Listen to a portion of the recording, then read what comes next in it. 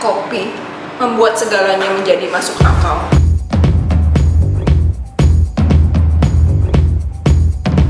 Hai, selamat datang kembali di kanal saya dalam Bahasa Indonesia.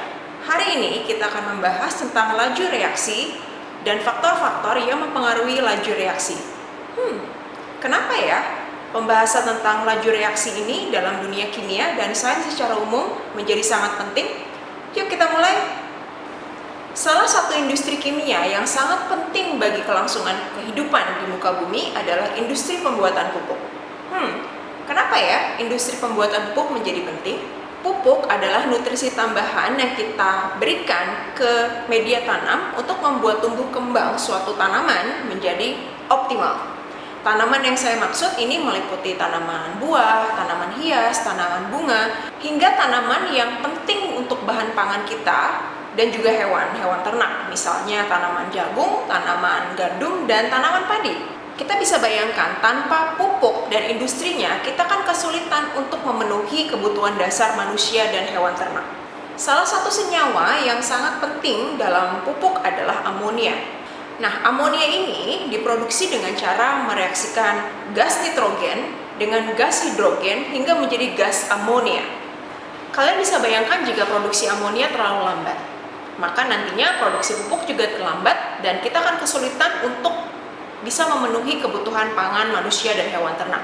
Karena itu kemudian topik atau pembahasan tentang laju reaksi dalam dunia kimia menjadi sangat penting karena kita bisa mempercepat suatu reaksi yang lambat dan juga mungkin melambatkan suatu reaksi yang terlalu cepat. Dan itulah yang akan kita lihat dalam eksperimen yang kita akan lakukan nanti. Bagaimana sih suatu faktor bisa mempengaruhi laju reaksi? Yuk, kita mulai. Ada beberapa faktor yang dapat mempengaruhi seberapa cepat atau lambat suatu reaksi dapat berlangsung.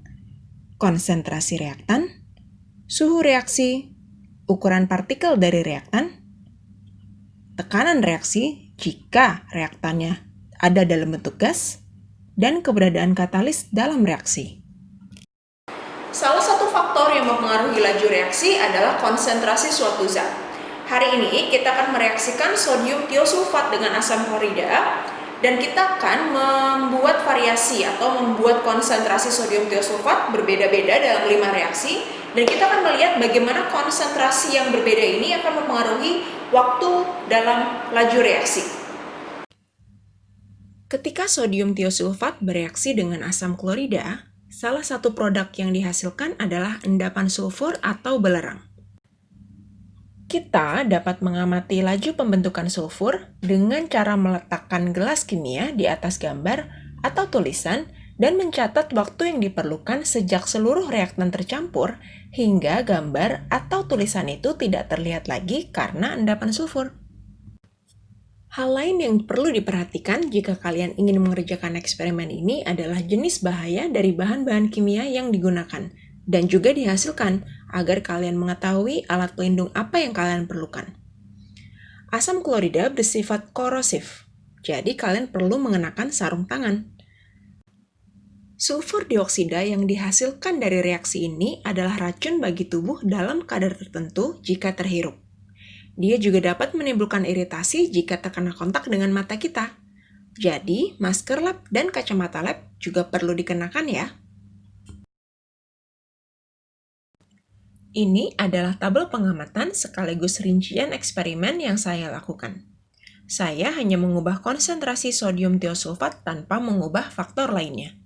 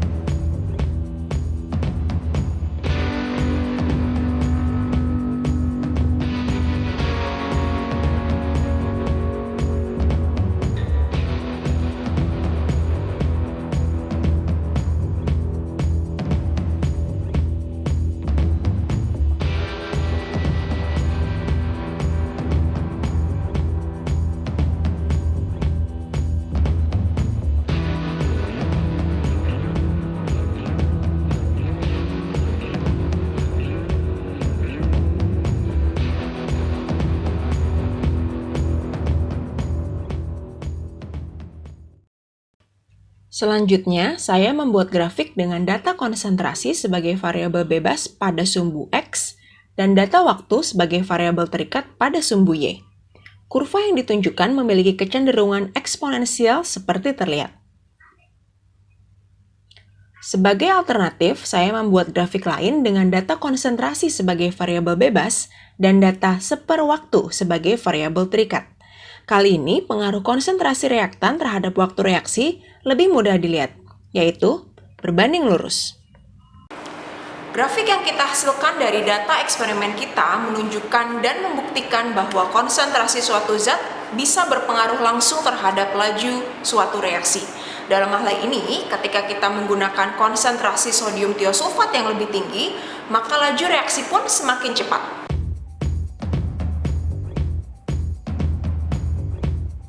Oke, demikian eksperimen kita tentang bagaimana konsentrasi suatu zat bisa mempengaruhi laju reaksi. Semoga membantu. Sampai ketemu lagi.